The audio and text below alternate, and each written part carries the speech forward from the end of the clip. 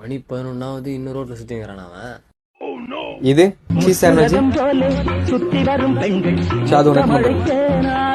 இவன் எதுக்கு இப்போ ஃபோன் பண்ணுறான்? ஹலோ நைனா, சொல்லுப்பா.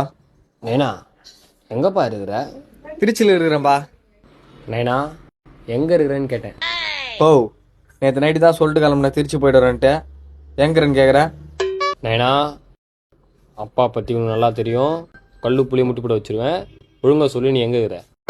ஓ, இப்போ உனக்கு என்னதான் பிரச்சனை? டேய், இப்போ தான் உன்னை தெருமுனையில் பார்த்தேன், அதுக்குள்ளே திருச்சியில் இருக்கிறேன்னு போய் சொல்கிறியா?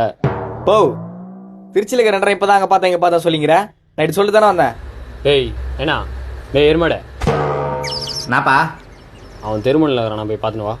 அந்தனா எங்கள் ஊர் மெய்துன்னு தெரில, இருந்தாலும் என் உயிரை வாங்கலாம். A few minutes later. ஏன்னா அப்பா பற்றி உனக்கு நல்லா தெரியும். பா அவன் அங்கே இல்லவே இல்லை. அங்கே இல்லையா? ஏண்ணா நீ தெருமுனையில் இல்லையாமே, அப்போ நீ எங்கே போய்க்கிற?